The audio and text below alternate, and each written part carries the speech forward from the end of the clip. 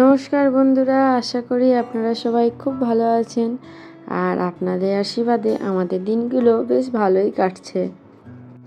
আজ তো রবিবার, কাজের সেরকম কোনো তাড়াহুড়ো নেই।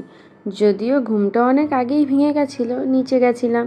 নিচে মামনির সাথে গল্প করছিলাম, পাকুমকে ওষুধ খাইয়ে খাওয়ালাম, তারপরে ওকে ঘুম পাড়িয়ে 10:30টার সময় ওপরে এসে আগে স্নানটা সারলাম। তারপরে এখন বিছানাটা একটু গুছিয়ে নিচ্ছি। আর যেই মুহূর্তে আমি বাথরুমে ছিলাম, কোকো এসে বিছানার মধ্যে একা একা শুয়েছিল। এখন তো আমরা যতক্ষণ ওপরে থাকি, কোকো বিছানায় উঠতে চায় না। যখন আমরা কেউ থাকি না, তখন নিরিবিলিতে একা একা এসে শুয়ে থাকে। সারা রাত এসি চলার জন্য জানলাগুলো তো বন্ধই থাকে। আর এরপরেও যদি আমি জানলাগুলো না খুলে দিই, ঘরটা কেমন না গুমোট হয়ে যায়। আর ওর বাবা এসে ভীষণ বিরক্ত হয়। তাই আজকে বিছানা গুছিয়েই ঘরের জানলাগুলো খুলে দিয়েছি, নয়তো আমি আবার পরে সেটা ভুলে যাব। আজকে দিদি কিছু কেচে দেবে। কয়েকটা জামা কাপড় স্নানের আগে একদম মাখিয়ে ওপরে এসেছিলাম, মানে সার্ফের জলে ভিজিয়ে। তারপরে পাকুমের কয়েকটা জামা কাপড় ছিল, আর আমার পরার জামা স্নানের সময়তেই সেই কয়েকটা জিনিস কেচে নিয়েছিলাম। মামনি আমাকে কয়েকটা লেবু পাতা তুলে নিয়ে যেতে বলল। আমি না গাছটা খুঁজে না পেয়ে জেঠিমাদের গাছ থেকে দুটো নেওয়ার পর খেয়াল করলাম আমাদের গাছটা ওটা ঠিক এই সামনেটাই ছিল, কিন্তু অথচ দেখুন আমি দেখতে পাইনি। তারপরে আবার আমাদের গাছ থেকেই লেবু পাতাগুলো তুলে নিয়ে নিচে এলাম। ও মা, নিচে এসে দেখছি মেয়েটা ঘুম থেকে উঠে পড়েছে। বদমাইশি করছিল বলে ঠাকুমা চেয়ারের মধ্যে বেঁধে দিয়ে বসিয়ে দিয়েছে, আর সেই সুযোগে আমি একটি জলখাবারটা খেয়ে নিচ্ছি। উফ, এই দেখুন, এবার আর এক যুদ্ধ শুরু হবে। পাকুমের খাবারটা নিয়ে চলে এসেছি। ওর জন্য এনেছি ডাল সিদ্ধ, ভাত, কুমড়ো আলু সিদ্ধ, একটু বাটার আর মাছটা সিদ্ধ করা। আর পাকুমকে তো আমি স্নান করিয়ে সুন্দর করে সাজিয়ে গুছিয়ে দিয়েছি। এখন খাওয়াতে বসাবো, কিন্তু ওই খাওয়াতে খাওয়াতে দেখা গেল আবারও মাখামাখি করবে। তখন আবার ওই কাঁচা জামাটা ছাড়িয়ে অন্য একটা জামা পরাতে হবে। একমাত্র খাওয়ার সময়তে যদি ও নিজের মতো নিজে খেলা করে, তাহলে সুন্দর করে টুকটুক করে ও খাওয়া দাওয়াটা করে। আর যদি চুপচাপ থাকে, তাহলে একটুও মুখে খাবার নিতেই চায় না, সে ওর যতই খিদে লাগুক। তাই খাওয়ার সময়টা ও যা যা জিনিস নিয়ে মোটামুটি খেলা করে, সবটাই ওর কাছে নামিয়ে দিই। দেখলেন তো, মুখে ভাতটা দেওয়ার সঙ্গে সঙ্গে কেমন বার করে দিল। দাঁড়ান, একটু ঘুরিয়ে ফিরিয়ে একটু খেলা করতে দিয়ে তারপরে একটু একটু করে ওকে খাওয়াতে হয়। মানে একবার দিলাম, তারপর অনেকক্ষণ পর আবার যদি করে খাবার দিই, তারপরে খায়। পাকুমকে খাইয়ে একদম আবার নতুন করে মুছিয়ে পরিষ্কার পরিচ্ছন্ন করে চলে এলাম নিচে আমরা খাবো বলে। আজকে আমাদের মেনুতে তো চিকেন আছেই, জানেন আমাদের রবিবার মানেই চিকেন হয়। আর তার সাথে করেছে এই দেখুন বাঁধাকপির পকোড়া। আসলে আমাদের জন্য যে বাঁধাকপিটা করেছে, সেটা মাছের মাথা, মানে এই গতদিন ইলিশ মাছ এনেছিল, সেই মাথা দুটো রাখা ছিল, সেই মাথা দিয়ে করেছে। আর পাকুমের বাবা তো আবার ইলিশের মাথা হোক বা অন্য যে কোনো মাছের মাথায় তরকারিতে দিলে সেই তরকারি আবার খেতে চায় না। তাই ওই বাঁধাকপিটা আর ওর বাবাকে দেবো না, সেই জন্য পকোড়া করে দিয়েছে। আর এই দেখুন একটু চিকেন আলাদা করে সরিয়ে রেখেছে। আর এটা তো জলখাবারের সেই ছোলার তরকারি। আর দাঁড়ান আমাদের চিকেনটা দেখায়। এই দেখুন, আজকে চিকেনটাতে ওই লেবু পাতা দিয়ে করেছে। লেবু পাতার ফ্লেভারটা খুবই ভালো লাগে চিকেনে। আর এই জামাটা বর্ধমানের বড় মামি পাকুমকে দিয়েছিল, সেদিন আর দেখানো হয়নি। আরও একটা জামা দিয়েছে, সেটা বাড়ি গিয়ে দেখাবো। এখন আমি আর পাকুমের বাবা একটু বিকেলে বেরিয়েছি। এই দেখুন, এখন আমরা যে ব্রিজটার ওপরে, তার নিচে যে নদীটা, সেই নদীটার কথা আমরা কম বেশি সবাই জানি। ছোটোবেলায় তো আমরা সবাই পড়েছি, অজয় নদীর বাঁধ ভেঙেছে, ঘর বাড়ি সব তলিয়ে গেছে। হ্যাঁ বন্ধুরা, এইটাই সেই অজয় নদী। এমনিতেই এই নদী সারা বছর শুকনোই থাকে, কিন্তু বর্ষাকালে জলে একদম টইটুম্বুর হয়ে যায়। প্রতি বছরই তো প্রায় আশেপাশের গ্রামগুলোতে জল ঢুকে যায়। এমনকি এই চারিদিকের মাঠগুলো দেখেছেন, এই মাঠগুলোতেও না জল চলে আসে। ঠিক এইখান থেকে এগিয়ে যাওয়ার পর ভুলকুড়ি নামে একটা বাস স্টপ আছে, আর এখানেই একটা কালী মন্দির তৈরি হচ্ছে। এই মন্দিরটা বেশ কয়েক বছর আগে থেকেই তৈরি হচ্ছে, এখনও পর্যন্ত কমপ্লিট হয়নি। যদি কমপ্লিট হয়ে যায়, তখন অবশ্যই আপনাদেরকে এখানে ঘুরতে নিয়ে আসব। এই দেখুন, আমরা আমাদের গন্তব্যে এসে গেছি। এটা হচ্ছে সোনারুন্দির রাজবাড়ি। রাজবাড়ি তো অনেক পুরনো, কিন্তু ওই যে সংরক্ষণের অভাব, যার জন্য প্রায় ভগ্নদশায় পড়ে আছে। আর রাজবাড়ি ঢোকার আগেই একটা হাই স্কুল পড়ে। যদিও যতটা জানি, এই হাই স্কুলটা সম্ভবত এই রাজবাড়িরই জায়গাতেই তৈরি হয়েছে। আর এই দেখুন আরও একটা গেট। এই গেটটা পেরোলেই মোটামুটি রাজবাড়ির বেশ কিছু অংশ আপনারা দেখতে পারবেন।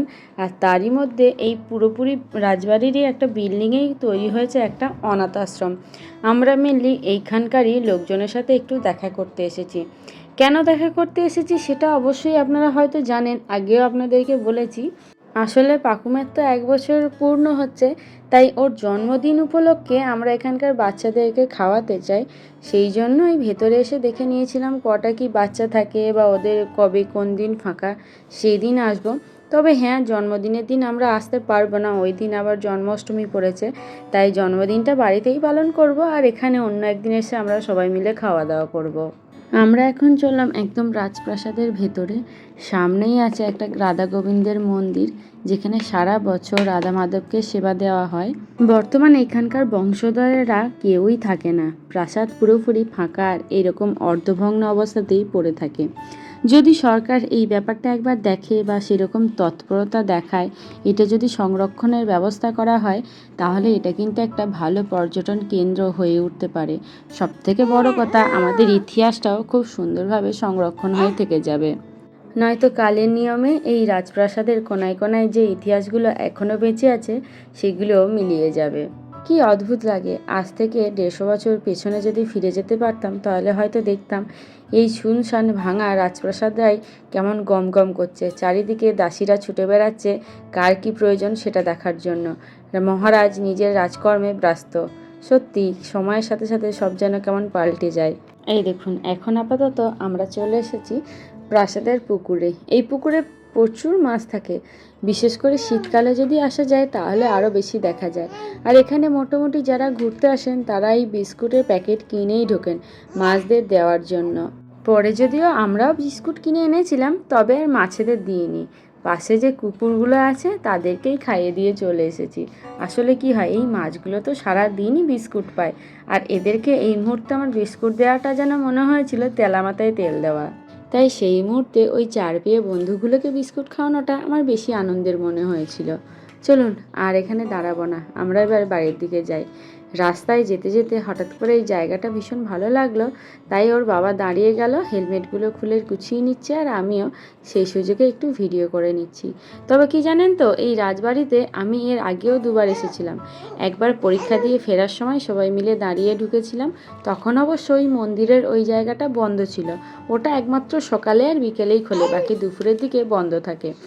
আর দ্বিতীয়বার বিয়ের পরে ওর বাবা আর কিছু বন্ধু বান্ধবের সাথে এসেছিলাম। আমরা প্রায় বাড়ির কাছে চলেই এসেছি। আর রাস্তার কাছে এই নতুন রেস্টুরেন্টটা না বেশ কিছুদিন আগেই ওপেন হয়েছে, তাই ওর বাবাকে বললাম চলো নতুন রেস্টুরেন্টে গিয়ে দেখি এখানকার খাবার দাবার কীরকম। যদি ভালো লাগে তাহলে আর এরপর থেকে টাউনের ভেতরে আর ভিড়ে যাব না, বেশ ফাঁকায় ফাঁকায় এই সুন্দর রেস্টুরেন্টে এসে ভালো মতো টাইম কাটানো যাবে। যেহেতু রেস্টুরেন্টটা একদমই নতুন, তাই মেনুতে খাবারের ভেরিয়েশনটা একটু কম, হয়তো পরে পরে আরও অ্যাড করবে। যাই হোক, সন্ধেবেলা টিফিন হিসেবে চিকেন পকোড়া আর চাউমিনটাই বেছে নিয়েছিলাম। হরে কৃষ্ণ কৃষ্ণ কৃষ্ণ হরে হরে, হরে রাম রাম রাম হরে হরে। জয় শ্রীরাম। সোনাটা লিলেও করে লাগলো।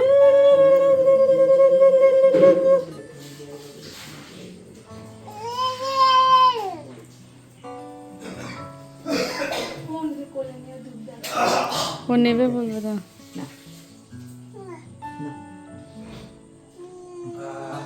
হরে কৃষ্ণ, একটুখানি নিয়ে হয়ে যায়। হরে কৃষ্ণ কৃষ্ণ কৃষ্ণ হরে হরে। প্রতিদিন সন্ধে দেওয়ার সময় পাকুমকে ওইভাবেই ধূপকাঠিটা ওর হাতে দিতে হয়, নয়তো ও কান্নাকাটি করে। আর দেখলেন তো ওর ঠাকুমা যখন হরে কৃষ্ণ বলল, তখনও কেমন হাততালি দেওয়া শুরু করলো। সন্ধ্যের পরেই পাকুম না ঘুমিয়ে গেছিলো, তারপরেই এখন 10:30টার পরে ঘুম থেকে উঠলো, আর এতক্ষণে ওকে আমি রাতের খাবারটা খাওয়াতে বসালাম। তাহলে বন্ধুরা, আজকের মতো ভিডিওটা এইটুকুই থাক। যদি ভালো লেগে থাকে তাহলে কিন্তু একটু কমেন্টে জানাবেন, সাথে একটা লাইকও করে দিন। আর আমাদের চ্যানেলে প্রথম এসে থাকলে আমাদের চ্যানেলটা সাবস্ক্রাইব করে আমাদের পাশে থাকার একান্ত অনুরোধ রইল।